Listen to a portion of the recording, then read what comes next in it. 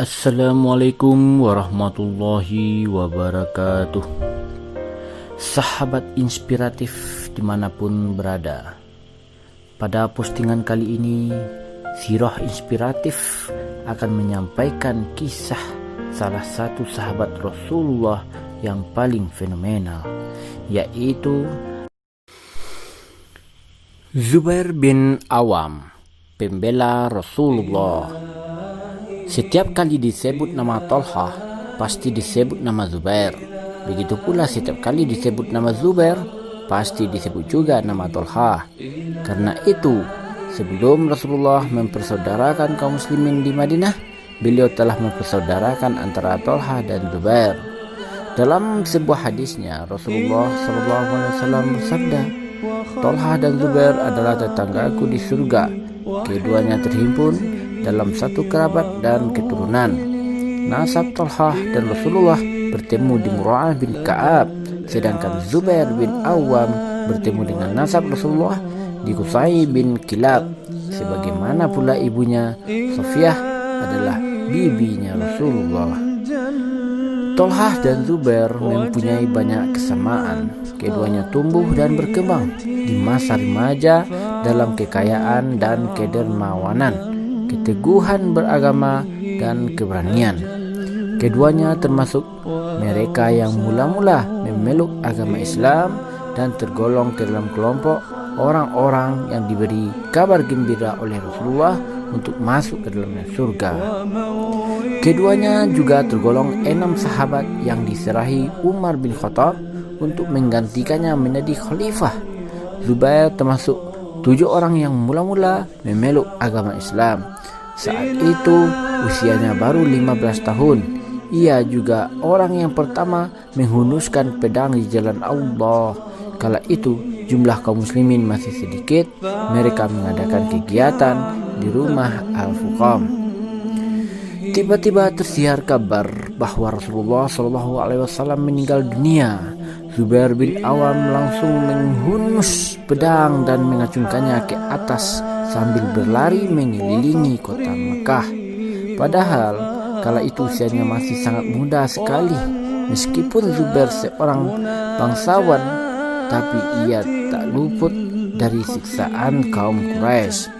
Suatu ketika ia pernah disekap di sebuah kamar, kemudian dihembuskan asap agar nafasnya sesak. Lalu dikatakan kepadanya, "Tinggalkanlah Muhammad itu, nanti engkau kami lepaskan." Tantangan itu dijawab oleh Zubair, "Tidak, demi Allah, aku tidak akan kembali kepada kekafiran selama-lamanya." Zubair mengikuti hijrah ke Habsyi 2 kali. Hijrah yang pertama dipimpin oleh Utsman bin Affan, sedangkan hijrah kedua dikepalai oleh Ja'far bin Abu Thalib yang dikenal dengan Dzul-Janahain atau orang yang memiliki 2 sayap. Ia selalu ikut serta dalam setiap peperangan. Hal itu terbukti dengan banyaknya bekas tusukan di tubuhnya akibat luka-luka itu ketika ia melawan musuh-musuhnya ketika perang Uhud usai dan pasukan Quraisy kembali ke Makkah. Ia dan Abu Bakar diperintahkan untuk mengejar pasukan tersebut. Tujuannya agar mereka mengira kaum muslimin masih memiliki pasukan. Cadangannya masih segar dan siap memulai peperangan baru. Maka berangkatlah Abu Bakar dan Zubair memimpin 70 tentara Islam. Kendati kaum Quraisy memperoleh kemenangan di akhir perang Uhud, namun mereka terkecoh dengan adanya pasukan Abu Bakar dan Zubair yang menyusul. Seperti yang diperkirakan Nabi, kaum Quraisy menyangka itu adalah pasukan inti kaum muslimin. Karena itu mereka pun lari tunggang langgang kembali ke Mekah.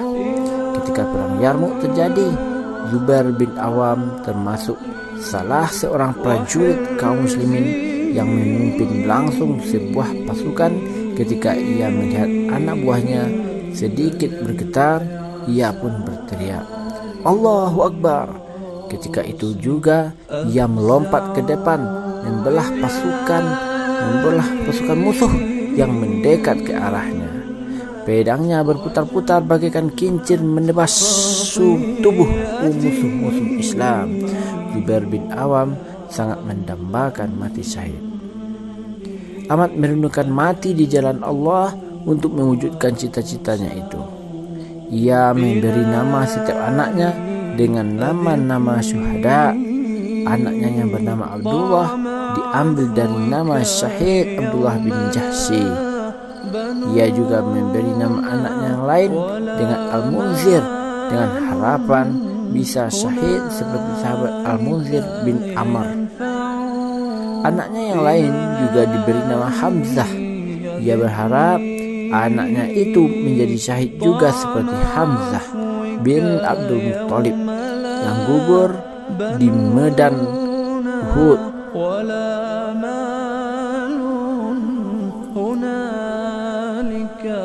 Begitu juga dengan anaknya Ja'far, mengambil nama Ja'far bin Abu Thalib, pahlawan bergelar Zuljarnain yang memiliki 2 sayap dan gugur di perang Mu'tah.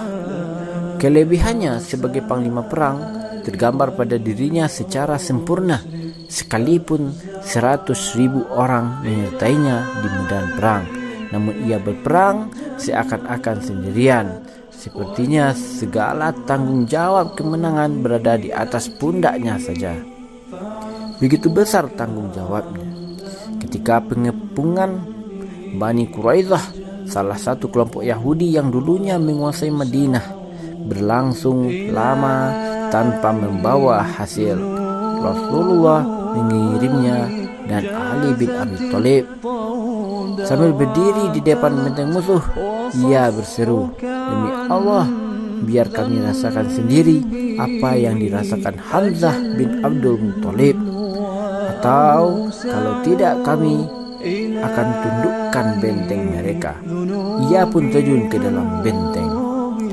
Berdua dengan Ali bin Abi Thalib, kedua pahlawan itu berhasil membuka pintu gerbang benteng dan pasukan muslimin pun menyerbu masuk untuk menyerang musuh. Ketika terjadi perang Hunain, Zubair bin Awam melihat pimpinan musuh yaitu Malik bin Auf sendirian ingin melarikan diri. Saat itu pasukan yang dipimpin dalam keadaan terdesak. Dengan gagah beraninya Zubair bin Awam menyerbu pasukan musuh dan membuat lawan kocar-kacir. Kecintaan dan penghargaan Rasulullah kepada Zubair bin Awam sangat luar biasa. Dalam sebuah hadisnya beliau bersabda, setiap nabi mempunyai pembela dan pembela adalah Zubair bin Awam. Zubair bin Awam menjadi pembela Rasulullah bukan hanya disebabkan oleh ia adalah sepupunya dan suami dari Asma binti Abu Bakar. Wanita yang dijuluki Zunit Toqain, tetapi disebabkan oleh keinginannya untuk berkorban di jalan Allah. Hasan bin Sabit melukiskan sifat-sifat Zubair bin Awam ini dalam ucapannya. Ia berdiri teguh menepati janjinya kepada Nabi dan mengikuti petunjuknya. Ia menjadi pembela Nabi, perbuatannya sesuai dengan perkataannya. Ini ditempuh halangan yang ia lalui dan tak pernah menyimpang. Ia bertindak membela kebenaran karena kebenaran itu jalan sebaik-baiknya. Ketika meletus perang Jamal antara pendukung Ali bin Abu Thalib dan Aisyah binti Abu Bakar, Zubair menemui ajalnya. Sebelum gugur, ia menyadari kebenaran dan berlepas tangan dari perang saudara ini. Namun, karena api fitnah terus berkobar, salah seorang pendukung Ali bin Abi Thalib sempat mengintainya dan menusuknya dari belakang. Kala itu ia sedang sholat. Si pembunuh itu pergi menemui Ali bin Abi Thalib dengan harapan Ali akan senang dengan apa yang ia lakukan. Apalagi si pembunuh itu membawa pedang Zubair yang sempat ia rebut. Mengetahui pembunuh Zubair yang ingin masuk menemuinya, Ali berteriak mengusir laki-laki itu. Suruh pembunuh Zubair pergi dari hadapanku. Kabarkan kepadanya bahwa Allah telah menyediakan surga baginya. Zubair, ketika pedang Zubair diserahkan kepada Ali, khalifah keempat itu menciumnya sambil menangis. Demi Allah, pedang ini telah banyak berjasa digunakan oleh pemiliknya untuk membela Rasulullah dari mara bahaya. Selamat jalan sahabat Rasulullah Zubair bin Awam. Selamat berbahagia pembela Rasulullah. Semoga engkau mendapat tempat yang layak di sisinya. Amin.